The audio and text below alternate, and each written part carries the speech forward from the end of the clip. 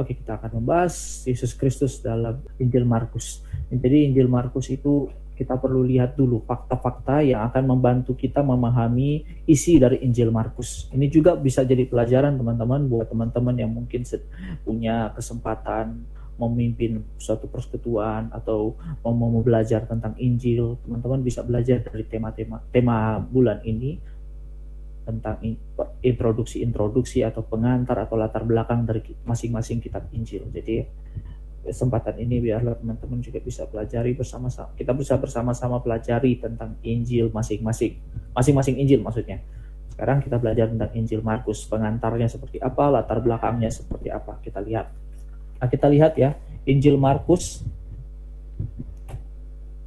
Injil Markus ini adalah satu Injil yang benar-benar kita perlu sadari, meskipun dia ditulis di dalam kedua, secara kanonik Perjanjian Baru, meskipun itu adalah kedua, Injil yang kedua, tapi kita perlu sadari bahwa kita perlu tahu sekali bahwa Injil ini justru sebagai Injil pertama yang dikeluarkan. Jadi Injil ini meskipun secara kanonik, artinya secara kanonisasi yang di dalam Perjanjian Baru itu memang banyak, memang kelihatannya memang itu adalah kedua, itu kedua. Tapi kalau kita mau lebih dalam lagi mengerti tentang pengantar Injil Markus, kita melihat bahwa Injil Markus ternyata itu adalah Injil pertama. Dan Injil pertama ini juga bukan hanya Injil pertama, tapi sumber pertama daripada Injil sinoptik.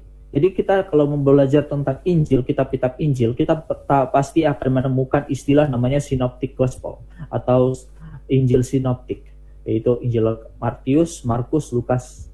Matius, Markus, Lukas. Yohanes gak termasuk. Karena memang ada gambaran-gambar Matius, Markus, Lukas itu memang ada kesamaan tertentu. Dan yang paling pertama di antara ketiga-tiganya itu adalah Markus, yang paling pertama-tama. Bahkan gak heran kalau kita membahas tentang Matius dan Lukas, ujung-ujungnya kita akan, kalau mau bertanya tentang sumbernya, kita akan bukan hanya bertanya dari para saksi-saksi yang Matius ambil dan Lukas ambil, tapi juga jadi waktu mau membaca tentang Matius dan Lukas, selalu kalau para penafsir pasti akan sadar dan tahu kalau mau mencari sumbernya bukan hanya sumber-sumber yang dipakai oleh Lukas dan Matius, maksud saya adalah para saksi mata, tapi mereka akan merujuk kepada Markus juga. Jadi bukan hanya kalau mau memahami tentang apa yang ditulis Matius dan Lukas itu melihat kepada para saksi mata, tapi lihat juga kepada apa yang ditulis oleh Markus. Kadang-kadang juga kalau orang mau menafsirkan apa yang ditulis di dalam Matius dan Lukas, bukan hanya di dalam isinya saja, tapi di dalam isi kitab Injil itu sendiri, tapi langsung juga kadang-kadang ambil dari Injil Markus. Injil Markus itu mengisi part-part kosong atau part-part yang memang yang mungkin tidak jelas di dalam Injil Matius dan Lukas. Karena memang Injil pertama yang muncul yang menceritakan tentang Yesus itu adalah Markus yang paling pertama tersebar dan paling pertama ditulis. Kemudian kita perlu mengerti juga bahwa ini ditulis oleh Yohanes Markus. Yohanes Markus ini kalau kita baca di dalam Kisah Para Rasul itu muncul namanya. Dia adalah seorang yang kita kenal sebagai orang yang bersama-sama dengan Barnabas dan Rasul Paulus. Kalau teman-teman pernah baca kisah antara Rasul Paulus dan Barnabas, itu ada satu orang namanya Markus. Dan satu orang ini adalah satu orang yang pernah membuat perpecahan antara Paulus dan Barnabas. Makanya kalau kita baca seterusnya, Paulus dan Barnabas itu tidak bersama-sama lagi. Karena pas satu waktu Markus ini diajak bersama-sama melayani dengan Paulus dan Barnabas. Barnabas ini teman pertamanya Paulus loh di dalam pelayanannya. Tapi kemudian dia entah bagaimana, entah kenapa tiba-tiba dia menyerah dan dia meninggalkan Paulus dan Barnabas. Nah, akibat kelakuannya itu, Paulus marah sekali dan Paulus bilang, sudah, seolah-olah bilang usir dia. Tapi Barnabas bilang begini, kamu gak bisa begitu. Kalau kamu memang gak mau bimbing dia, gak mau pakai dia lagi, saya akan bimbing dia. Dan menariknya, ini kalau kita mau membahas tentang kesalahan para tokoh-tokoh besar, nah di sini kesalahan Paulus. Dia tidak sabar, dia tidak mau membimbing si Yohanes Markus, tapi justru Barnabas berani mau mengambil penginjil Yohanes Markus ini. Yohanes Markus akhirnya dibina di Pulau Siprus kalau tidak salah. Nah di situ dia dibina dan dibimbing. Pada akhirnya kalau kita membaca seterusnya, Paulus kemudian memanggil Yohanes Markus lagi dan menjadikan rekan sekerjanya. Nah, menarik sekali kalau kita membahas tentang Barnabas, Markus, dan Paulus. Kalau kita membahas ketiga tokoh ini, kisah tiga tokoh ini, kita akan melihat penggembalaan, kita akan melihat kisah kasih dari Barnabas terhadap Markus, bagaimana Markus digembalakan. Kalau mau bicara tentang penggembalaan paling top, salah satu tokoh yang bisa kita pelajari adalah Barnabas. Barnabas yang membimbing Markus, orang yang pernah meninggalkan Paulus dan Barnabas pada pelayanan mereka pertama kali. Nah, Yohanes Markus kemudian juga dibimbing oleh Rasul Petrus. Dan Rasul Petrus inilah yang memberikan kesaksian pertama dan terutama atas isi Injil Markus itu. Sehingga kita tidak harus ragu dengan Injil Markus, dengan apa yang menjadi kronologisnya, apa yang terjadi, apa tindakan Yesus dan sebagainya. Karena Rasul Petrus sendiri yang memberikan kesaksian itu. Jadi kesaksian ini adalah kesaksian yang sungguh-sungguh berkualitas. Makanya ada yang pernah menuliskan tentang Injil Markus ini, Yesus Kristus dalam Injil Markus juga, dia pernah menuliskan kualitas Injil Markus itu adalah kualitas yang terbaik karena dia mengambil dari sumber pertama. Salah satu yang terbaik karena dia mengambil sumber langsung daripada yang saksi utamanya.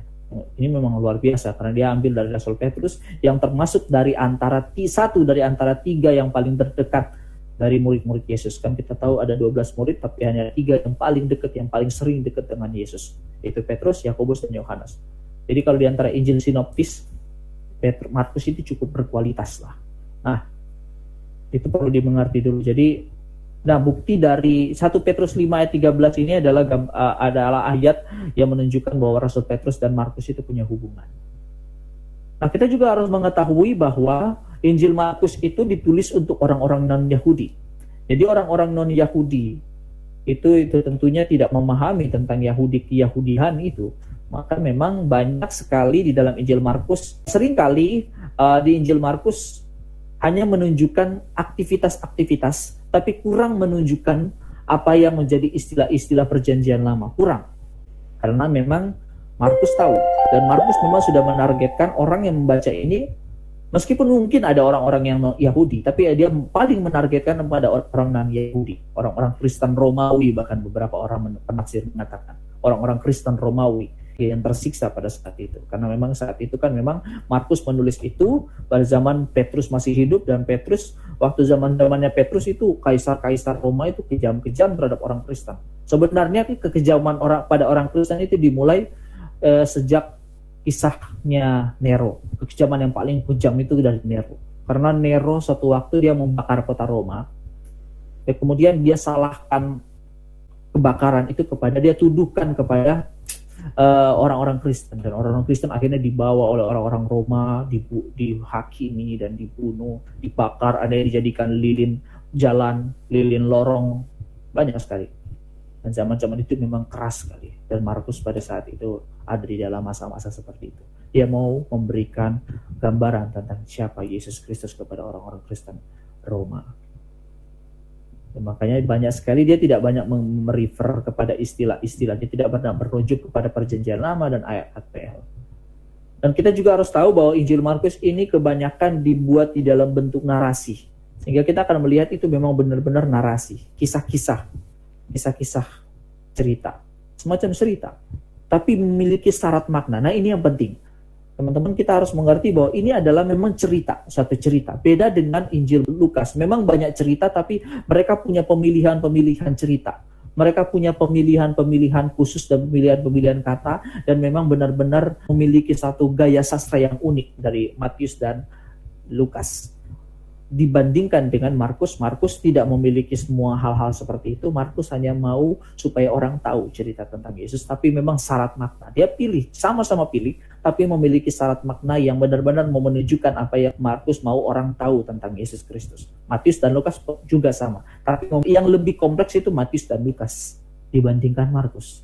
Nah, jadi kalau teman-teman membaca Matius dan Lukas, memang perlu hati-hati. Jadi jangan terlalu melihat kepada kronologis kekhasannya mereka. Matius itu seringkali memakai istilah-istilah Yahudi. Dan memang itu mau merujuk pada orang-orang Yahudi, dan itu pasti akan banyak merujuk kepada perjanjian lama. Banyak kata-kata yang dipilih itu kata-kata yang memang orang-orang yang mengetahui perjanjian lama pasti akan jadi ngeh dengan kata-katanya. Oh iya ya, orang perjanjian lama pasti begitu. Lukas lain lagi. Kalau di ini memang cerita, dan memang pendek ceritanya. Kalau kita lihat, ini Injil yang paling pendek. Jadi kita harus mengetahui hal-hal ini supaya kita tahu bahwa Injil Markus ini adalah Injil yang benar-benar mau menceritakan sesuatu. Memang bentuknya narasi, dan memang ya kita baca saja cerita narasinya, namun kita harus ngerti semuanya itu punya makna juga, tetap punya makna yang mau merujuk kepada motif, atau bukan lebih kepada hanya motif saja, tapi lebih kepada siapa Yesus Kristus itu, sesuai dengan pandangan Markus. Jadi Markus, Matius, Lukas semua punya cerita, tapi mereka membangunnya dengan masing-masing dengan gayanya. Dan kita harus tahu juga bahwa mereka menulis ini tentu objektif. Kan ada orang kan kalau mau menggiring opini itu dia pilih bagaimana rupa supaya orang tahu opini dia benar. Padahal meskipun secara objektif itu salah. Maksud saya adalah banyak orang seringkali memutarbalikkan fakta sampai membuat orang memiliki yang bukan fakta tapi seolah-olah itu fakta.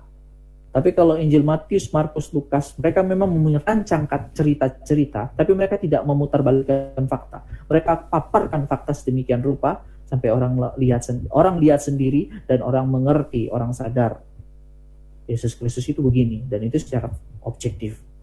Jadi kita harus mengerti Injil itu ditulis bukan secara subjektif, tapi secara objektif, tetap memiliki cerita, dan memang tetap memiliki cerita yang dipilih, tapi objektif. Memang benar-benar ceritanya seperti itu. Dan memang demikian adanya.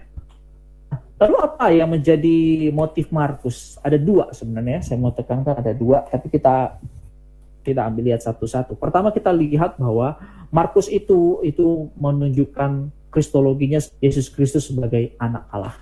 Ini adalah ungkapan pertama dan salah satu yang terutama daripada Injil Markus. Jadi dan kita bisa lihat itu di dalam Markus 1 ayat 1. Dan memang itu pembuka pertama dari Injil Markus. Kalau kita baca Injil Markus pertama pasti kita lihat ini adalah permulaan Injil tentang Yesus Kristus, anak Allah. Dan itu sudah fokus pertama dan bisa jadi sebagai yang terutama. Ada dua sebenarnya, salah satu yang terutama, jadi makanya saya sebut salah satu yang terutama. Nah, bagaimana Markus menunjukkan itu? Kenapa Markus percaya Yesus Kristus adalah anak Allah? Bukan karena dia seolah-olah hanya dari percayanya saja. Jadi saya mau membangun teman-teman supaya melihat Injil ini bukan karena Markus itu sendiri, tapi karena Yesus Kristus itu sendiri. Bedakan ya teman-teman. Bukan karena Markus menganggap, tapi karena memang Markus melihat dan secara objektif Yesus Kristus itu adalah anak Allah. Nah, maka saya sebut dengan kata-kata begini. Ditunjukkan. Artinya memang benar-benar Markus memberikan cerita-cerita. Makanya tadi saya mengawali itu memang Markus hanya menampilkan cerita. Dia nggak mau banyak-banyak pakai bahasa-bahasa sastra, tapi dia mau memberikan cerita. Sehingga kita harus lihat ini cerita, dan karena cerita berarti memang benar-benar objektif begitu. Memang dari cerita inilah kita bisa percaya atau enggaknya memang dari cerita. Jadi nggak dibuat-buat sedemikian pakai gaya-gaya sastra sedemikian rupa. Memang cerita. Nah, makanya kita harus lihat bahwa Injil Markus ketika ditulis ini memang benar-benar menunjukkan cerita, dan ceritanya itu benar. Dan karena dia adalah cerita, ini memang benar-benar seperti bukan hanya cerita. Kita lihat ini bukan hanya sebagai cerita, macam cerpen novel, tapi berita. Satu berita yang memang ditulis, dipaparkan seperti cerita, tapi memang benar-benar adalah berita. Kan beda ya kalau cerita yang bukan berita, tapi ini cerita yang adalah berita. Jadi ini harus di-clearkan dulu bahwa Markus tidak menuliskan sesuatu yang berdasarkan subjektifnya dia,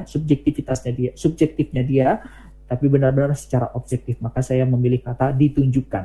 Artinya memang benar-benar secara asli, secara fakta, Yesus Kristus itu adalah anak Allah. Buktinya apa? Apa yang ditunjukkan oleh Yesus Kristus? Ya, pertama kita lihat aktivitas-aktivitasnya. Kita kalau melihat ya Injil Markus itu penuh dengan cerita-cerita yang memang lebih banyak. Ada dua gambaran besarnya, yaitu lebih banyak menunjukkan kesembuhan dan mujizat. Kedua, dan kuasanya dia. Dan kedua, lebih banyak menunjukkan penderitaannya dia. Nah, nanti kita akan bahas di dalam berikutnya, di Kristologi Markus 2. Nah, Tapi saya mau menekankan kepada aktivitasnya di dalam puasanya, di dalam mujizatnya, di dalam, maksud saya adalah Injil Markus itu banyak sekali menceritakan tentang kesembuhan, menceritakan tentang kuasanya dia. Kuasanya atas apa? Kita akan lihat satu-satu. Pertama, kita melihat bahwa Markus banyak memberikan gambaran tentang Yesus Kristus itu berkuasa atas kerajaan iblis atau berkuasa atas setan. Kita lihat di dalam Injil Markus 1 saja sudah digambarkan. Kalau kita lihat ya di sini Injil Markus 1 ayat 21 sampai 28. Tidak perlu baca, teman-teman lihat sendiri. Jadi di situ diceritakan bahwa Yesus Kristus masuk ke dalam rumah ibadat dan kemudian dia mengajar. Nah setelah selesai itu, pada waktu di dalam rumah ibadat ada seorang yang kerasukan roh jahat. Orang itu berteriak, "Hai Pak, urusanmu dengan kami, hai Yesus orang Nazaret." Nah banyak Markus juga pakai istilah ini, Yesus orang Nazaret, tapi saya nggak menyinggung itu. "Engkau datang hendak membinasakan kami. Aku tahu siapa engkau, yang kudus dari Allah." Tetapi Yesus menghardiknya, katanya, "Diam, keluarlah daripadanya." Roh jahat itu menggoncang-goncang orang itu, dan sambil menjerit dengan suara nyaring, ia keluar daripadanya. Nah ini pertama. Nah kemudian Markus juga menceritakan kembali dengan cerita yang berbeda. Ceritanya nggak sama bahkan, tapi memang benar-benar kisah orang yang berbeda. Coba kita lihat Markus 3. Markus 3 ayat 20. Nah di situ adalah tentang Yesus dan Beelzebul. Yesus memanggil mereka lalu berkata, "Bagaimana iblis dapat mengusir iblis? Kalau suatu kerajaan terpecah-pecah, kerajaan itu tidak dapat bertahan. Demikianlah juga kalau iblis berontak lawan dirinya." Dia berkata demikian karena mereka katakan bahwa ia kerasukan roh jahat. Dengan penghulu setan, ia mengusir setan. Artinya dia memang benar-benar bukan dengan kuasa setan loh. Artinya dia memang benar-benar dengan kuasanya. Gak mungkin kan dengan kekuatan setan hanya hancur, gak sampai seperti itu. Jadi Yesus mau memberitahukan apa yang dia lakukan sebelumnya itu bukan berdasarkan karena setan itu kan teman saya, makanya saya suruh usir dan sebagainya. Enggak seperti itu. Tapi justru karena memang dia memiliki kuasa atas setan-setan itu, maka setan-setan itu tunduk kepada dia dan kalah. Dan kemudian, jadi Markus 3 itu menggambarkan bahwa Yesus itu tidak memiliki teman setan. Justru dia itu musuh, setru dengan iblis, dan dia berkuasa atas iblis sehingga iblis kalah dan tunduk kepadanya, dan waktu disuruh pergi, jadi mereka pergi. 5 ayat 1 sampai 20. Ini memang menceritakan roh jahat dari orang Gerasa. Nah, kalau kita baca ya kisah di mana Yesus Kristus pergi ke Gerasa. Nah, teman-teman perlu tahu ya, ini cerita ini menarik sekali. Yesus Kristus itu sebenarnya mau pergi ke satu tempat, tiba-tiba dia mau pergi ke Gerasa. Cuma untuk apa? Untuk ketemu orang ini loh. Kemudian dia pergi. Jadi cerita ini paling menarik. Ada cerita di dalam Gerasa ini, Yesus Kristus sebenarnya mau pergi ke satu tempat. Tapi entah bagaimana, kenapa Tuhan Yesus tiba-tiba pergi ke Gerasa dan kemudian dia balik lagi. Sebenarnya itu nggak sejalur, tapi dia cuma mau pergi ke Gerasa hanya untuk bertemu dengan orang yang sedang kerasukan setan ini. Dan diceritakan orang yang kerasukan setan ini dia dibelenggu, dirantai, orang udah nggak tahu lagi mau bagaimana sama dia. Tapi Tuhan Yesus datang sama dia. Langsung tiba-tiba mereka dikatakan di sini dengan keras ia berteriak, "Apa urusanmu dengan aku, hai Yesus anak Allah yang Maha Tinggi? Demi Allah, jangan siksa aku." Karena sebelumnya Yesus mengatakan kepadanya, "Hai engkau orang jahat, keluar dari orang ini." Nah, menarik juga, Markus memberikan gambaran tentang kuasanya Yesus. Pertama, Yesus mengusir setan. Mungkin orang lihat, oh itu mungkin ada orang yang bisa seperti itu. Kedua, ya mungkin ada orang berpikir, oh mungkin karena dia temannya. Ternyata enggak. Dia tidak punya teman iblis. Dan justru dia mengusir dan setan kalah. Dan bukan hanya itu aja. Kita lihat ayat 9, teman-teman. Dikatakan di sini ayat 9.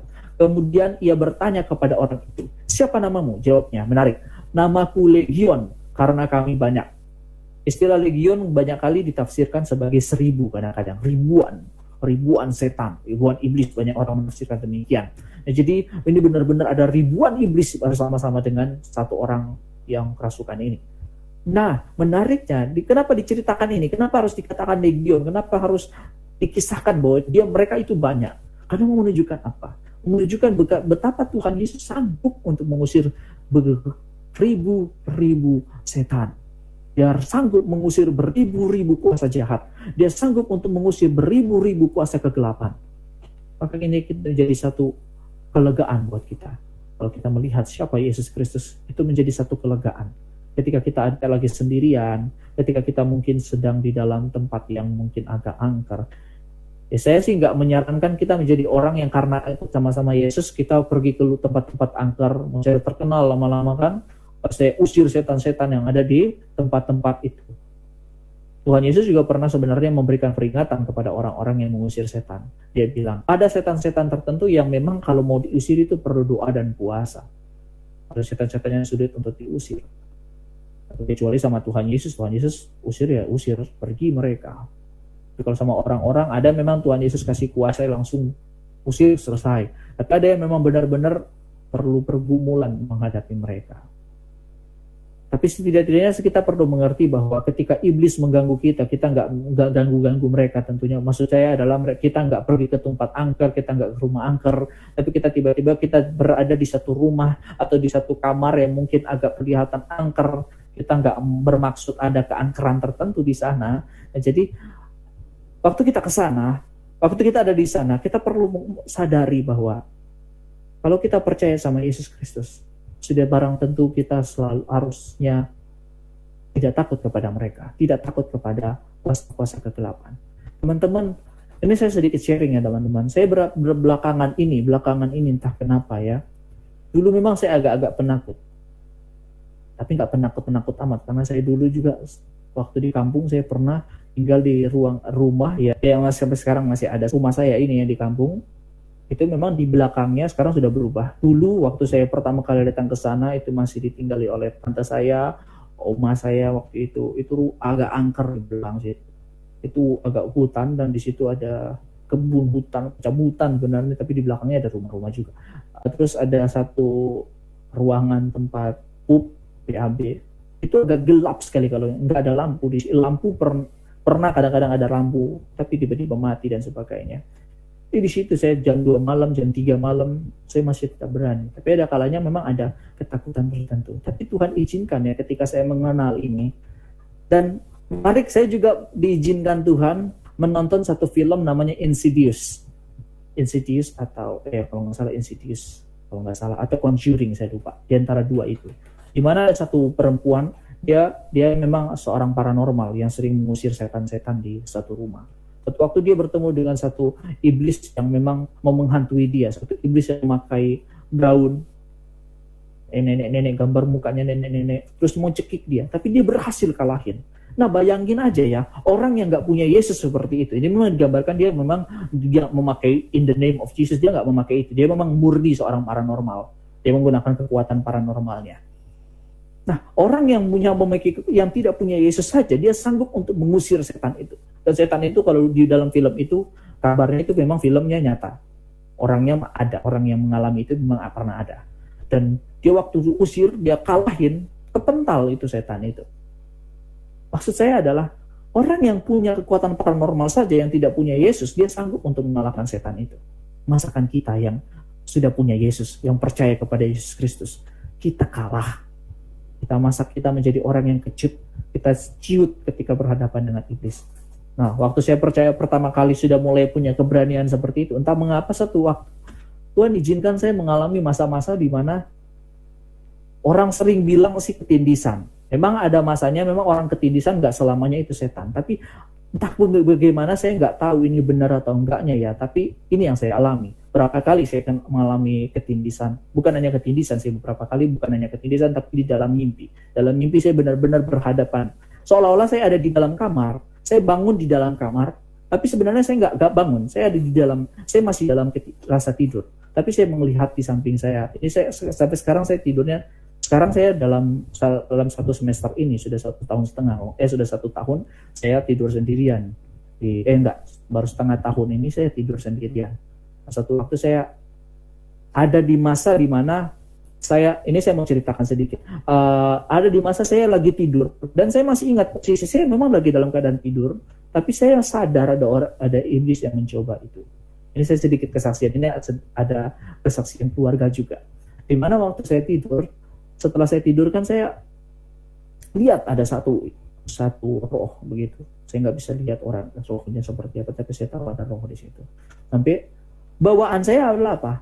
Saya berdiri, tapi dalam mimpi. Ternyata itu dalam mimpi. Saya nggak sadar bahwa itu masih dalam mimpi. Menariknya itu. Karena saya punya satu Ini mungkin bisa jadi kesaksian buat teman-teman. Saya sering ya setiap malam itu selalu berdoa. Jadi sebelum tidur, even saya udah jam 1, jam 2 tidurnya kadang-kadang, saya tetap akan berusaha untuk berdoa. Doanya berlutut, berdoa, terima kasih Tuhan atas hari yang telah berlalu, hari ini saya mau tidur dan bla bla bla. Nah, kebiasaan itu muncul di setiap ketika saya berhadapan dengan roh-roh itu. Maksud saya sudah 2 kali, kedua kali maksudnya ketika ada satu roh, saya langsung berdoa, refleks berdoa di dalam mimpi, refleks berdoa. Dalam keadaan seperti itu karena sudah kebiasaan berdoa di malam hari. Waktu berhadapan dengan roh itu, di dalam mimpi saya malah berdoa.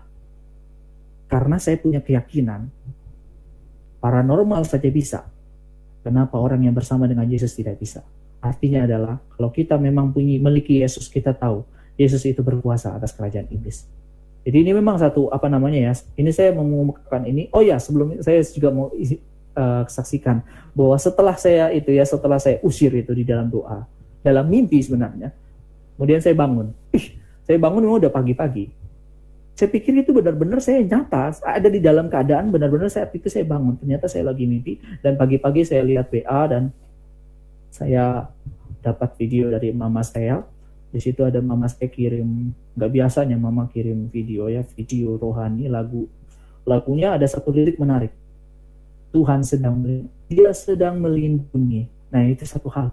Oh iya ya, akhirnya saya sadar ya, dan mungkin bisa jadi mau menyaksikan kepada teman-teman. Kalau kita bersama dengan Yesus, kalau kita sanggup melawan mereka, menghadapi mereka. Kita tahu bukan karena kita tentu, tapi karena Yesus Kristus yang bersama dengan kita. Maka itu perlu kita sadari, ingat baik-baik kalau kita bersama dengan Yesus, Yesus berkuasa atas kerajaan iblis. Kemudian kita melihat bahwa Yesus Kristus itu juga berkuasa atas penyakit. Yesus Kristus berkuasa atas penyakit, dan banyak cerita di dalam Injil Markus, tapi saya hanya ambil beberapa saja. Ada 2 bagian paling besar di dalam Injil Markus, yaitu mujizat dan tindakan Yesus, dan penderitaan dan kematian Yesus. Itu 2 hal yang paling menjadi tema paling besar di dalam cerita Injil Markus. Nah, Markus banyak menceritakan tentang Yesus Kristus itu berkuasa atas penyakit. Kalau kita lihat ya, di malam Markus 1 dia menyembuhkan siapa? Mertuanya Petrus ya, jadi sini menyembuhkan ibu mertuanya Petrus. Ya kita sadar lah, ini dari sini saja kita sudah tahu, karena Petrus yang memberikan kesaksian. Kemudian kalau kita lihat lagi di pasal 2, banyak ini orang lumpuh dan sebagainya disembuhkan. Bahkan di dalam pasal 1 ini memang sudah digambarkan loh. Di ayat 34, ia menyembuhkan banyak orang yang menderita bermacam-macam penyakit dan mengusir banyak setan. Jadi dia berkuasa atas penyakit. Dan paling menarik adalah pasal 5. Pasal 5 diceritakan bahwa ada satu orang yang mau dekat kepada Yesus, dan dia dalam sakit pendarahan. Tapi dia cuma kepikiran, karena dia mungkin gak bisa berbicara langsung kepada Yesus, dia cuma mau sentuh jubahnya. Dan menarik, cuma dengan menyentuh jubahnya tiba-tiba dia sembuh. Dan Yesus sadar ada kuasa yang keluar dari dirinya, satu kesembuhan yang dipercayakan oleh Tuhan, yang memang karena dia adalah Tuhan, 100% Tuhan, 100% manusia. Ini nanti kita bahas di dalam bulan Juli kalau kita masih sempat ya. Nah, intinya adalah Yesus Kristus itu berkuasa atas penyakit. Yesus Kristus sanggup untuk mengatasi segala penyakit. Dan Yesus Kristus itu berkuasa atas alam. Ayat 35 sampai 41. 35 ayat 41 sampai 41 cerita di mana Tuhan Yesus meredakan angin ribut. Pasal 6 ayat 45 sampai 52. Diceritakan Yesus berjalan di atas air. Kemudian Markus 11 ayat 12 sampai 14. Ceritakan Yesus mengutuk pohon ara pada alasannya tentu. Nah, kemudian Yesus juga berkuasa atas mengatasi masalah kelaparan. Di Markus 6 memberi makan 5.000 orang. Dan Markus 8, Markus 6 5.000, Markus 8 Yesus memberi makan 4.000 orang. Yesus Kristus berkuasa mengatasi masalah kelaparan. Di sisi lain ada gambaran ini mau menunjukkan Yesus peduli dengan orang-orang yang memiliki masalah kelaparan. Yesus peduli. Yesus peduli dengan orang-orang yang ada mengikut dia. Yesus sangat peduli orang-orang yang benar-benar sungguh-sungguh mau mengikuti dia, sungguh-sungguh mau mencari dia. Yesus sangat-sangat peduli. Bukan hanya itu, Yesus peduli kepada orang-orang yang mencari dia, bukan hanya sungguh-sungguh, tapi mencari dia saja. Ini kan orang-orang nggak terlalu sungguh-sungguh kalau kita bisa baca seterusnya. Kalau kita bisa membaca lebih dalam, siapa orang-orang yang diberi makan 5.000 orang itu. Mereka ketika menghadapi masalah, mereka pergi. Tapi Tuhan Yesus masih peduli dengan mereka. Bukan hanya itu, Yesus Kristus itu berkuasa mengampuni dosa. Kalau kita baca banyak, ya contohnya di 1 ayat 4. Bertobatlah dirimu dan berilah dirimu dan Allah akan mengampuni dosamu. Yang paling menarik sebenarnya 2 ayat 10. Coba satu orang baca. Markus 2 ayat 7 sampai 10. Markus 2 ayat 7 sampai 10. Mengapa orang ini berkata begitu? Ia menghujat Allah. Siapa yang dapat mengampuni dosa selain daripada Allah sendiri? Tetapi Yesus segera mengetahui dalam hatinya bahwa mereka berpikir demikian. Lalu ia berkata kepada mereka, mengapa kamu berpikir begitu dalam hatimu? Ayat 10, langsung aja ayat 10. Ayat 10. Tetapi supaya kamu tahu bahwa di dunia ini anak manusia berkuasa mengampuni dosa, berkatalah ia kepada orang lumpuh itu. Nah, di situ gambaran ya, Yesus Kristus memberikan pengampunan dosa. Dia berkuasa memberikan pengampunan dosa. Karena dia di sini memang disebut anak manusia, dan memang nanti banyak sekali dia sebut dirinya adalah anak manusia. Intinya dia mengatakan dia sanggup dan dia berkuasa mengampuni dosa.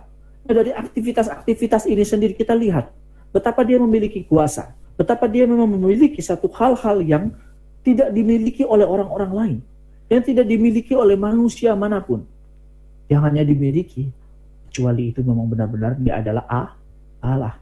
Sehingga kita bisa sebut dia adalah anak Allah. Dia memiliki kuasa sebagai anak Allah. Dan bukan hanya dari aktivitas, kalau kita lihat dari pengakuannya. Pengakuan contohnya Markus 1 ayat 6 sampai 10, menarik. Di situ dikatakan Yohanes Pembaptis pun mengakui dia adalah anak Allah. Memang secara tidak langsung. Dan karena dia mengatakan sesudah aku akan datang ia yang lebih berkuasa daripada aku. Membungkuk dan membuka tali kasutnya pun aku tidak layak. Aku membaptis kamu dengan air, tetapi ia akan membaptis kamu dengan Roh Kudus. Kemudian ayat 9 diceritakan Yesus datang. Nah setelah Yesus datang, Yohanes membaptis. Pada saat ia keluar dari air, ia melihat langit terkoyak dan roh seperti burung merpati turun ke atasnya dan sebagainya. Nah, Yohanes Pembaptis mengakui bahwa siapa Yesus itu adalah anak Allah. Dan bukan hanya itu saja, oleh Allah Bapa juga mengonfirmasikannya di dalam ayat seterusnya, yaitu ayat 11. Engkaulah anakku yang kukasihi, kepadamulah aku berkenan. Teman-teman, satu hal yang perlu kita mengerti di dalam Injil Markus, ayat ini adalah ayat inti daripada Injil Markus. Memang ada beberapa orang mengatakan yang lain, tapi saya mau mengatakan kalau mau bicara Yesus Kristus di dalam Injil Markus, ayat ini menggambarkan banyak tentang Yesus Kristus di dalam Injil Markus. Nah, nanti saya akan kembali lagi di dalam Kristologi Markus 2 nanti, slide berikutnya ini. Ya, intinya teman-teman harus ingat 1 ayat 11 ini. Ini memang kutipan dari ayat.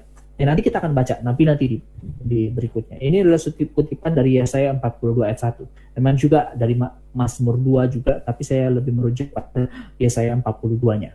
Nah, nanti kita akan baca, tapi bukan sekarang. Intinya Yesaya 42 ayat 1 adalah referensi, rujukan dari 1 ayat 11. Markus 1 ayat 11. Kemudian kita lihat roh-roh jahat yang diusir-usir itu, mereka pun mengakui. Coba ayat 3 ayat 11 kita lihat. Bila mana roh-roh jahat melihat dia, ketika roh-roh jahat melihat dia, mereka jatuh tersungkur di hadapannya dan berteriak, engkaulah anak Allah. Mereka tahu. Kemudian 5 ayat 7. Apa urusanmu dengan aku, hai Yesus, anak Allah yang maha tinggi? Nah, ini mau menggambarkan betapa Yesus itu juga diakui loh kepada roh-roh yang jahat, roh-roh jahat itu. Roh-roh yang gak takut sama manusia, tapi mereka takut sama Tuhan Yesus itu, karena mereka sadar Yesus itu bukan manusia sembarangan. Dia memang 100% manusia, tapi dia juga adalah 100% Allah. Itu membahas tentang Duinatur, tapi itu di bulan Juli. Bukan hanya itu, Yesus juga mengaku itu di dalam pada imam besar. Imam besar sepertinya melihat banyak hal Jadi penekanan pada 14 ayat 61, coba satu orang baca. 14 ayat 61. Tetapi ia tetap diam dan tidak menjawab apa-apa. Imam besar itu bertanya kepadanya sekali lagi, katanya, apakah engkau Mesias, anak dari yang terpuji? Nah, pertanyaan ini memang kalau kita baca memang seperti memuji Yesus. Tapi sebenarnya kalau kita mau membaca lebih dalam, kita akan melihat bahwa imam besar sepertinya melihat apa yang Yesus lakukan. Itu seperti adalah apa yang Mesias lakukan. Hanya sekali lagi para imam besar ini tidak mengakui dan sebagainya dan bla bla bla. Anak dari yang terpuji ini memang sebenarnya ini pengujian dari para dari para imam besar. Tapi Yesus itu tidak Yesus tidak menyangkalnya. Kita baca ayat 62, saya baca. Akulah dia. Apa engkau Mesias, anak dari yang terpuji? Dikatakan akulah dia. Dan kamu akan melihat anak manusia duduk di sebelah kanan yang maha kuasa. Ini lebih tekankan lagi, di sebelah kanan yang maha kuasa, yang terpuji, yang disebut oleh para imam besar ini, dan akan datang di tengah-tengah awan di langit. Ini sebenarnya merujuk kepada Daniel 7, di mana nanti akan ada satu pribadi yang akan disebut anak manusia, dia akan berkuasa atas seluruh dunia. Itu kita bahas di dalam Matius, di mana anak manusia itu adalah pribadi yang akan berkuasa atas seluruh bangsa bersama dengan Allah, dan dia akan menjadi raja atas segala bangsa. Dia akan disebut raja di atas segala raja kalau kita baca Daniel 7. Kita sudah bahas di dalam Matius ya. Injil Matius memakai banyak istilah anak manusia untuk menekankan bahwa Yesus adalah Mesias. Tapi mungkin mereka bingung, kenapa kamu peduli dengan orang-orang yang bukan orang Yahudi? Karena Yesus mengatakan, aku anak manusia. Anak manusia itu dia merangkul semua orang. Dia merangkul seluruh bangsa. Dia berkuasa atas seluruh bangsa. Dia mengalahkan 4 kerajaan itu. Kalau kita baca Daniel 7 kan itu cerita tentang 4 binatang. Yang ditafsirkan itu sebenarnya 4 kerajaan. Dan ada tafsirannya tentu bertanggung jawab. Karena ada memang gambaran-gambaran tentang 4 kerajaan itu. Bagaimana keruntuhan mereka pun diceritakan tapi di dalam bentuk cerita. Nah makanya saya katakan, masing-masing kitab itu punya gayanya bicaranya masing-masing. Dan gaya bicara mereka, gaya sastra mereka, itu yang harus kita ketahui supaya kita bisa memahami dengan tepat apa yang mereka maksudkan. Contohnya kalau kita baca kitab Wahyu itu punya banyak cerita-cerita yang punya gayanya sendiri. Kita tidak bisa menafsirkan itu dengan harafiah tentunya. Kita lihat ada naga dan sebagainya, enggak. Kita tafsirkan dengan harafiah, tapi itu membentuk suatu cerita, suatu simbol, suatu gambaran yang akan diceritakan nanti di masa-masa mendatang, bukan naganya yang muncul dan sebagainya. Jadi ada simbol-simbol tertentu yang dimengerti tentu oleh orang-orang yang menjadi pembaca itu, tentu yang dimengerti. Nah, kalau kita baca kitab Wahyu, kita akan melihat bahwa kitab Wahyu itu memang adalah kitab-kitab penghiburan untuk orang-orang yang pembaca pertama dari kitab Wahyu itu. Apa yang mereka alami itu memang digambarkan di dalam kitab Wahyu itu. Jadi kitab Wahyu bukan hanya kitab tentang masa depan, bahkan bukan kitab tentang masa depan saja, tapi memang apa yang terjadi pada zaman orang Israel pada saat itu digambarkan di dalam kitab Wahyu. Bukan hanya tentang itu 7 gereja itu, tapi tentang penyiksaan. Kadang-kadang itu Nero itu kadang-kadang digambarkan sebagai naga itu sendiri. Kadang-kadang itu digambar, itu memang karena memang Yohanes menulis untuk orang-orang Yahudi itu, bukan untuk orang-orang zaman kita sekarang. Itu kitab Wahyu ditulis bukan untuk orang-orang zaman sekarang awalnya. Kalau kita sampai zaman sekarang ini karena Tuhan yang menuliskan demikian. Tapi utamanya Yohanes menulis itu untuk orang-orang Israel pada zaman itu. Orang-orang yang dia tuju pada saat itu. Yang sudah mengalami sesuatu. Sehingga ketika baca kitab Wahyu mereka sadar, mereka ngerti. Jadi anak manusia itu gambaran tentang Mesias yang berkuasa atas seluruh bangsa. Bukan hanya bangsa Yahudi. Itu kita harus ngerti itu. Kemudian kita lihat ini yang ada di dalam gambar brosur kita ya. Ini adalah pengakuan final. Tapi bukan final dari materi kita ya. Maksud saya adalah pengakuan final. Yang bicara pengakuan paling final tentang dia adalah anak Allah. Dari Markus 15 ayat 39. Silakan. Ini ada di dalam brosur kita ya. Ada prajurit Romawi melihat Yesus. Dan dia adalah, coba kita lihat Matius 15 ayat 39. Waktu kepasukan Waktu kepala pasukan yang berdiri berhadapan dengan dia, waktu kepala pasukan yang berdiri di hadapan dengan dia melihat, waktu kepala pasukan yang berdiri berhadapan dengan dia melihat matinya, demikian berkatalah ia, sungguh orang ini adalah anak Allah.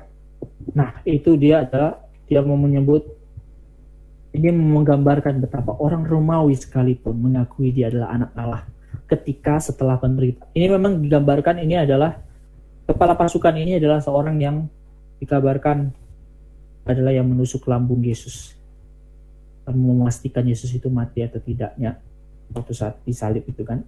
Orang yang lain dipatahkan kakinya supaya dia mati, tapi yang Yesus karena sudah mati, tapi karena mereka agak sedikit ragu, mereka menusuk Yesus. Dan prajurit inilah yang menusuknya. Prajurit ini yang menusuk Yesus di lambungnya dan keluarkan air yang darah dan air, kalau digambarkan di dalam Yohanes yang akan ada gambaran itu. Kalau tidak salah Yohanes atau Lukas. Nah, jadi Yesus Kristus itu adalah anak Allah. Bahkan prajurit Romawi pun menyadari hal itu. Kepala pasukan loh ini. Salah satu kepala dari satu pasukan.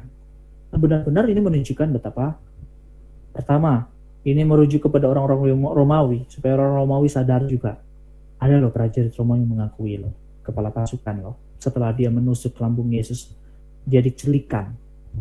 Orang-orang Romawi pasti nggak sembarangan ketika mengakui sesuatu. Mereka orang-orang yang benar-benar sudah punya kepintaran tertentu, dan mereka ketika mengakui sesuatu itu tidak sembarangan. Ketika dia mengakui, itu satu pengakuan besar juga. Nah, sedikit saya sebelumnya itu. Nanti saya mau tunjukkan siapa nama orangnya. Nah, makanya tidak heran ini memang kalau kita lihat ya, Yesus Kristus itu memang adalah anak Allah. Dari pengakuan orang, dari pengakuan iblis, dari pengakuan Allah Bapa, dari pengakuan Yesus sendiri, dan dari pengakuan prajurit Romawi. Dan dari setiap aktivitas tidak biasa dilakukan oleh manusia. Makanya simbol Markus itu biasanya itu dibuat sebagai manusia ilahi. Memang ada kadang-kadang digambarkan, ada orang yang mengatakan Markus itu adalah singa karena diawali dengan Yohanes Pembaptis yang berteriak. Jadi digambarkan singa yang meraung itu adalah Yohanes Pembaptis. Tapi tidak sedikit juga, termasuk yang di infografis For God Ministry di Instagram kita. Oke, saya ambil yang singa. Tapi sebenarnya kalau kita memahami mendalami, ada juga yang mengatakan kadang-kadang bertukaran tuh Matius dengan Markus. Matius kadang-kadang digambarkan manusia ilahi, di infografis kita pakai yang ini. Tapi kalau di sini saya mau menekankan pada Matius itu bukan manusia ilahi, tapi dia kepada singa, karena gambaran dari seluruh kontennya itu menggambarkan tentang raja. Dia Yesus itu adalah raja dengan caranya masing-masing. Nah, kalau Markus mau menekankan kepada dia adalah manusia, karena memang nanti kita akan memahami dia adalah sebagai manusia juga. Nah, dia adalah manusia, tapi dia adalah manusia ilahi. Manusia yang melampaui dari seluruh manusia yang ada. Dia adalah manusia ilahi. Karena memang dia adalah manusia yang melampaui dari manusia. Dia memiliki satu hal-hal yang tidak biasanya manusia alami. Nah, ini saya sedikit sharing satu hal. Saya mau buka ini dulu ya. Mau buka Canva. Ini saya mau tunjukkan siapa nama orang ini. Ini salah satu infografis kita ya. Saya tunggu, saya lupa yang mana. Semoga yang ini. Kelihatan nggak ya? Nah, ini nih. Nama orangnya. Longinus. Teman-teman bisa lihat ya? Halo? Bisa bang, bisa. Nah ini Longinus. Longinus ini namanya. Jadi banyak orang tradisi menyebutkan dia adalah Longinus. Jadi, oke, kita kembali. Dia adalah Longinus yang menusuk lambung Yesus, dan dia yang sadar, dan kemudian dia yang mengatakan sungguh dia adalah anak Allah. Nah, tapi kita harus tahu Markus itu memang gambaran manusia ilahi. Karena apa? Karena bukan hanya dia memang manusia ilahi, dia memang memiliki kemampuan tinggi, tapi kita harus sadar juga Markus punya penekanan kepada dia juga adalah manusia. Maka saya sebut di sini adalah yang banyak juga orang sebut Markus di dalam penekanan keduanya, dia adalah hamba Tuhan yang menderita. Kenapa disebut demikian? Karena sekali lagi kita tahu orang-orang Kristen Romawi sedang dalam keadaan menderita. Dia mau menekankan Yesus Kristus pun juga adalah hamba Tuhan yang menderita. Dan nanti pada puncak nanti saya akan jadikan satu aplikasi tertentu supaya kita mengerti mengapa Markus mau menekankan ini. Pertama kita harus lihat ya, menarik, Markus juga banyak membahas tentang akhir zaman. Ini saya hanya sedikit tambahan. Dan juga ungkapan tentang hamba Tuhan yang menderita ini memang bukan didasarkan kepada banyaknya tulisan tentang dia adalah hamba Tuhan yang menderita. Maksud saya adalah kita nggak harus melulu mengatakan Markus menekankan hamba Tuhan yang menderita karena banyak istilah itu muncul di dalam Injil Markus. Bukan karena itu. Kita nggak harus melulu mengatakan dengan argumen seperti itu. Tapi kita memakai argumen kenapa Markus banyak penafsir mengatakan bahwa dia penekanannya adalah Yesus adalah hamba Tuhan yang menderita karena dari alur cerita yang dia bangun. Seperti yang kita lihat di Matius. Alur cerita Matius itu banyak menceritakan tentang dia adalah raja. Sehingga ketika ada poin di Amanat Agung, itu adalah poin yang besar dan kuat. Dia adalah raja, dia mengutus kita. Maka seluruh orang yang ada di bawah kerajaan Allah harusnya ikut. Bukan hanya hamba Tuhan yang full time, tapi kita semua yang bukan sebagai pendeta, kita semua harus mengikuti itu. Karena dia adalah raja di atas segala raja. Kita tidak punya excuse sama sekali, karena saya bukan pendeta, saya tidak perlu ikut amanat agung. Semua manusia, karena dia adalah raja atas semuanya. Sehingga ketika dia memerintah, itu semua orang yang harus ikut. Nah, tapi kalau ini adalah hamba Tuhan yang menderita, kenapa? Karena kita melihat dasar pertamanya adalah tadi Markus 1 ayat 1. Markus 1 ayat 1 ini sebenarnya merujuk kepada satu ayat. Nah, coba kita baca Yesaya 42 ayat 1. Silakan. Yesaya 42 ayat 1.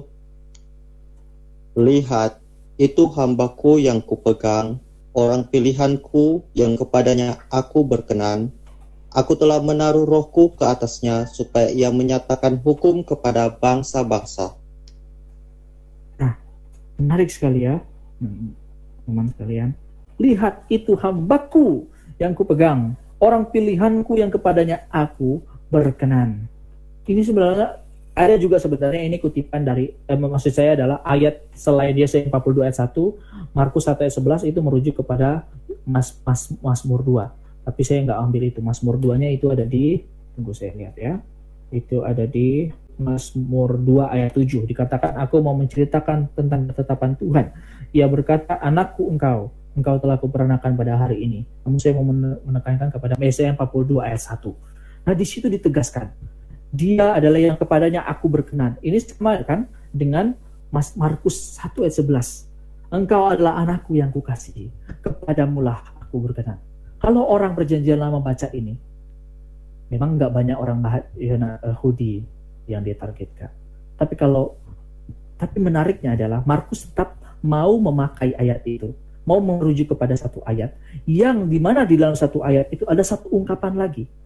Siapa orang yang dikatakan yang berkenan itu? Yang kepadanya Allah berkenan. Dia juga adalah yang disebut dengan hambaku.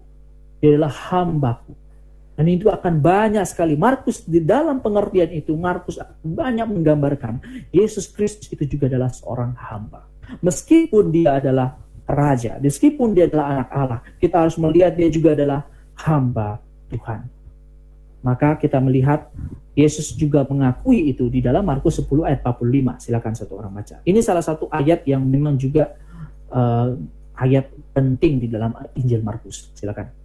Jadi teman-teman, saya sedikit menginfokan ya, bahwa teman-teman yang mungkin selagi dapat kesempatan memimpin satu kelompok atau sedang belajar tentang Injil, tema-tema yang dalam bulan Mei ini bisa jadi tempat teman-teman bisa belajar atau kita bisa berdiskusi tentang Injil itu seperti apa.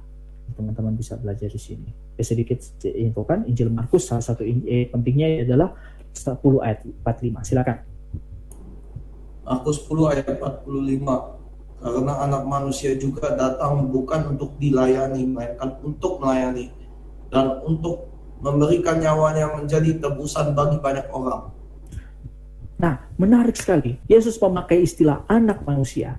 Di mana kalau di dalam Daniel 7 itu digambarkan adalah pribadi yang berkuasa yang akan menaklukkan 4 binatang itu, 4 kerajaan itu.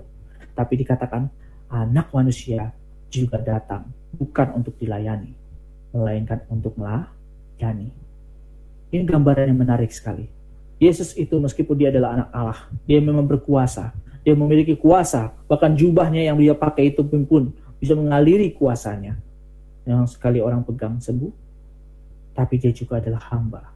Dia adalah seorang hamba Tuhan yang nanti kita akan gambarkan, dia adalah hamba Tuhan yang menderita. Artinya dia memang benar-benar menjadi orang yang benar-benar 100, dia mengalami yang namanya 100% manusianya itu. Artinya adalah Markus memang banyak menggambarkan dirinya itu punya kuasa, tapi dia juga menggambarkan Yesus menggambarkan pribadinya juga di dalam hal-hal yang rendah. Bukan rendah yang bagaimana ya, dia merendah.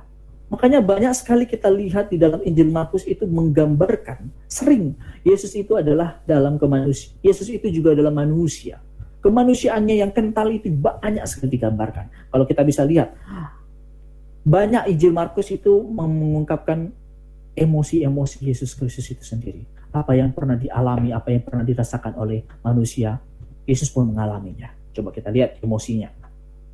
Dan juga di dalam merasakan penderitaan melalui ucapan, kan banyak orang-orang dibully ya, melalui ucapan. Bulian memakai ucapan itu kadang-kadang kelihatannya cuma mengucap, tapi itu sebenarnya menyakitkan sekali. Karena itu menghina kita. Nah, tapi nanti kita akan bahas. Nah, pertama kita lihat emosinya. Markus 3 ayat 5. Kita lihat. Markus 3 ayat 5. Ia berduka cita karena kedegilan mereka. Dan dengan marah ia memandang sekelilingnya kepada mereka. Sudah bersedih, marah pula. Kepada mereka lalu ia berkata kepada orang itu, ulurkanlah tanganmu, dan ia mengulurkannya. Maka sembuhlah tangannya itu. Ini gambaran dari Markus. Dan di dalam Matius dan Lukas, coba kita lihat. Yesus menyembuhkan empat orang pada hari Sabat kan, Matius 12 ayat 1 juga kan. Matius tidak ada istilah itu. Lukas tidak. Meluaplah amarah mereka. Maksudnya amarah orang-orang justru. Tapi Markus menarik sekali. Markus memberikan gambaran tentang emosinya Yesus. Yesus punya perasaan loh. Dia berduka cita. Sekaligus juga marah pada saat itu. Dia berduka cita atas kedegilan orang-orang itu. Orang-orang yang dimaksud mereka ini. Jadi Yesus juga manusia. Dia juga 100% manusia, dia bisa merasakan satu perasaan. Nah, coba kita juga baca. Ini saya ambil dari satu tulisannya. Dia sepertinya dia punya satu kesan sendiri dalam Markus 7 ayat 34. Dia ambil. Kemudian sambil menengadah ke langit, Yesus menarik nafas dan berkata kepadanya, Ephata, artinya terbukalah. Nah, ini memang sebenarnya teman-teman kenapa ada istilah-istilah ini juga jadi pelajaran teman-teman. Kenapa ada istilah-istilah Ephata dan harus diterjemahkan? Karena sekali lagi Markus menulis itu kepada orang-orang Romawi. Orang-orang Romawi tidak banyak mengerti tentang istilah Yahudi, sehingga kalau ketika ada istilah-istilah asing yang tidak dimengerti oleh orang-orang Yahudi, pasti akan diterjemahkan oleh Markus. Ada kan Markus juga ada elo lama sabaktani. Kita lihat. Nah, Markus 15 ayat 34. Di situ juga Markus memakai istilah yang diterjemahkan. Yang mungkin saat itu orang Romawi, orang Yahudi kalau nggak terjemahan pun pasti ngerti kah. Tapi ini karena orang-orang itu tidak terlalu mengerti, dia harus memberikan penerjemahannya. Nah, tapi saya nggak mau bahas lebih panjang tentang itu, tapi intinya adalah, coba kita lihat. Kemudian sambil menengadah ke langit, Yesus menarik nafas dan berkata kepadanya, Ephata, artinya terbukalah. Nah, ini sebenarnya gambaran tentang betapa Tuhan Yesus ketika dia mau menyembuhkan orang lain, ada satu perasaan, satu hal. Sampai dia menengadah, dia menarik nafas, ada satu kesan yang digambarkan dari Markus 7 ayat 34. Kemudian, Yesus mengeluh dalam hatinya. Wah, kita baru jarang-jarang dengar ini ya. Coba kita lihat Markus 8 ayat 12, silakan. Maka mengeluhlah ia dalam hatinya dan berkata, mengapa angkatan ini meminta tanda? Aku berkata kepadamu, sesungguhnya kepada angkatan ini sekali-kali tidak akan diberi tanda. Nah, menarik ya. Mungkin ungkapan-ungkapan ini banyak terjadi di Matius dan Lukas, tapi tidak digambarkan atau tidak ditulis Yesus mengeluh. Kenapa Markus mau menulisnya? Sekali lagi, Markus mau menunjukkan kemanusiaan Yesus itu juga. Yesus juga adalah manusia. Meskipun dia adalah putra Allah, Yesus juga mengalami apa yang dialami oleh manusia. Dia juga mengalami apa yang dialami oleh manusia ketika dia dihina. Yesus dihina loh. Coba 3 ayat 21. Yesus pernah dihina. Kita mungkin seringkali dibully. Yesus juga pernah dibully, bahkan sama keluarganya. Ayat 21 dikatakan, waktu kaum keluarganya mendengar hal itu, kaum keluarga Yesus, mereka datang hendak mengambil dia, sebab kata mereka, ia tidak waras lagi. Orang gila kan? Bukan hanya itu, orang-orang ahli Taurat menuduh dia, ayat 24, 22, itu satu paket itu, satu perikop itu. Dan ahli-ahli Taurat yang datang dari Yerusalem berkata, ia kerasukan Beelzebul, dan dengan penghulu setan ia mengusir setan. Sekali lagi, Tuhan Yesus dihina. Tuhan Yesus dihina melalui perkataan. Bagi beberapa orang mungkin kelihatannya ini hal masalah biasa. Tapi bagi banyak orang juga sebenarnya, tidak sedikit orang juga pasti melihat ini adalah satu penderitaan, ini adalah satu bullying, ini satu hal yang tidak pantas. Penghinaan, apalagi diumumkan sama semua orang dan sebagainya. Itu sangat penghinaan. Bahkan Yesus juga pernah dihina, dia menghujat Allah. Ayat 64, coba satu orang baca. Kamu sudah mendengar hujatnya terhadap Allah. Bagaimana pendapat kamu? Lalu dengan suara bulat mereka memutuskan bahwa dia harus dihukum mati. Nah, kita bisa melihat ya, mereka menganggap dia menghujat Allah loh. Seolah menghujat Bapaknya sendiri. Nah, ini satu hal yang menarik ya. Yesus digambarkan bagaimana dia juga menderita. Dan di pasal 14 sampai 15 kita akan melihat penderitaan fisik yang dia alami. Dia disiksa, dia dipukul, berikan mahkota duri, dipakukan di atas kayu salib dan sebagainya yang sering kita dengar. Artinya adalah kita melihat bahwa Yesus juga mengalami apa yang manusia pernah alami. Apa yang menjadi masalah bagi manusia. Apa yang menjadi duka cita. Manusia pernah mengalami duka cita pun mengalami hal-hal yang menyedihkan. Yesus pernah juga mengalami hal demikian yang membuat dia akhirnya berduka cita. Dia pernah mengalami di mana dia dibully, dihina, dan difitnah sedemikian rupa. Bahkan setelah difitnah setelah difitnah kan kemudian langsung dia dihukum mati. Ada kan orang difitnah, habis itu ya sudah selesai. Kadang-kadang memang lama tapi habis itu selesai. Tapi Yesus setelah difitnah, dia anggap menghujat Allah, dia dihukum mati. Kita melihat ya, Markus memberikan gambaran penegasan. Yesus juga adalah hamba Tuhan yang menderita. Dia adalah hamba Tuhan yang menderita. Dia benar-benar adalah anak Allah, tapi dia juga benar-benar mengalami apa yang kita alami. Dia sadar, dia tahu, dia mengalami, dia merasakan apa yang kita rasakan. Artinya adalah dia pantas disebut dengan imam besar kita. Makanya Ibrani 12, Ibrani mengatakan dia adalah imam besar yang turut merasakan penderitaan. Gak heran, karena apa? Yesus mengalaminya, benar-benar mengalaminya. Markus memberikan gambaran itu. Pernah marah, pernah sukacita, pernah duka cita, Markus mengatakannya. Markus memberikan gambaran itu yang menekankan. Maka dari itu Markus kadang-kadang digambarkan sering muncul sebagai manusia juga yang taat kepada Allah. Dan bukan hanya taat, tapi dia adalah taat menderita sampai mati. Untuk menekankan kepada siapa? Kepada orang-orang Kristen di Roma, orang-orang non-Yahudi. Kau yang menghadapi segala macam penderitaan, ketahuilah itu adalah sesuatu yang wajar. Maka saya katakan di aplikasi saya ambil dua-duanya saja. Hanya ini dua. Pertama saya mengatakan bahwa Yesus Kristus itu juga merasakan, mengetahui begitu banyak perasaan-perasaan yang tersakiti. Dia mengetahui pergumulan kita. Dan ketahuilah, dan dia juga sanggup mengatasi pergumulan kita. Mungkin pergumulan kita adalah pergumulan menghadapi iblis, setan, menghadapi kuasa jahat, kuasa kegelapan, kutukan. Percayalah, kalau kita percaya kepada Yesus Kristus, ketahuilah, dia sanggup mengatasinya, dia sanggup melawannya. Kemudian, dia juga adalah putra Allah. Dia adalah putra Allah, tapi dia juga menderita. Dia rela menderita. Dia rela untuk berbagian untuk satu hal yang mulia buat kita. Kalau Tuhan Yesus tidak mau menderita, apa yang terjadi? Tidak banyak orang-orang akan selamat. Bahkan bukan tidak banyak, tidak akan ada orang yang selamat kalau Yesus tidak mau menderita. Kalau dia mau tetap berada di dalam puncak kerajaan Allah, atau maksud saya adalah dia di takhta, dia tidak mau menderita. Apa yang terjadi? Kita tidak diselamatkan. Maka kuatkan dan teguhkanlah hati kita ketika kita mengikuti Yesus. Ada hal-hal mulia melalui penderitaan. Dan Yesus juga mengalami penderitaan. Ketika kita menderita, ingatlah ini adalah satu bagian, kita bisa berbagian di dalam apa yang diterima oleh Yesus. Kemuliaan termasuk di dalamnya. Maka bagi mereka yang percaya kepada Yesus Kristus, tetap percayalah pada Dia. Terimalah Dia sebagai Tuhan dan Juru Selamat kita.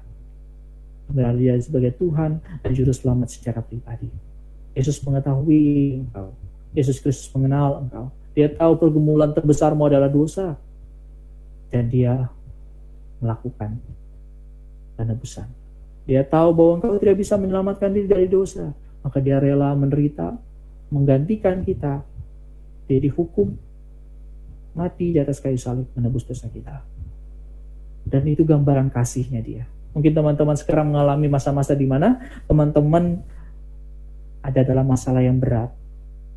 Tapi ketahuilah, Tuhan mengerti sekali. Bahkan Dia sangat mengerti bahkan sampai masalah paling berat yang tidak bisa diselesaikan oleh manusia sekalipun, yaitu dosa. Dia pun mau mengatasinya. Percayalah kepada Dia. Next, kita akan membahas Yesus Kristus dalam Injil Lukas. Mari kita berdoa. Bapa kami yang di surga, kami bersyukur atas kesempatan pada malam hari ini kami bisa membahas tentang Yesus Kristus dalam Injil Markus. Kami bersyukur kami diizinkan bisa mengenal, mengetahui, mengerti apa yang digambarkan oleh Markus tentang Yesus Kristus. Betapa ada hal unik di dalamnya ya Bapa. Kami bisa melihat Yesus itu adalah anak Allah, tapi Dia juga adalah hamba Tuhan yang menderita. Dia mengerti, Dia merasakan, Dia mengalami apa yang manusia alami. Sehingga kita tidak heran bahwa Dia bisa disebut imam besar yang mengerti akan pergumulan kami dan bahkan sanggup mengatasi pergumulan kami. Dan kalaupun memang Tuhan ketika kami berdoa kami tidak mendapatkan apa yang kami inginkan, padahal Engkau sanggup lakukannya. Kami tahu bahwa apa yang Engkau izinkan itu adalah sesuatu hal yang baik, termasuk adalah hal penderitaan. Yesus mengalami penderitaan dan ada hal baik pada ujungnya. Dan biarlah itu selalu kami ingat ya Bapak. Ketika ada sesuatu yang tidak menyenangkan, sesuatu yang tidak kami harapkan terjadi, yang Tuhan izinkan, padahal kami sudah berharap tidak terjadi, maka kami melihat itu sebagai bagian di mana ada sesuatu hal yang mulia yang Tuhan mau kerjakan melaluinya. Tolong kami ya Bapa, ampunilah kami ketika kami tidak menganggap Engkau, kami malah merasa Engkau adalah pribadi yang jahat dalam mengizinkan hal-hal yang buruk terjadi pada kami. Terima kasih Kau mengingatkan kami akan hal ini. Dan biarlah kiranya kami yang percaya kepada Yesus Kristus senantiasa setia kepada Engkau. Dan bagi mereka yang tidak mau percaya, yang belum percaya kepada Yesus, biarlah Engkau mau terima Dia sebagai Tuhan dan Juru Selamat dalam hidup kita secara pribadi. Sungguh-sungguh menerima Dia sebagai Tuhan dan satu-satunya Juru Selamat dalam hidup kita. Pujilah nama-Mu ya Bapa, dalam nama Tuhan Yesus Kristus. Amin.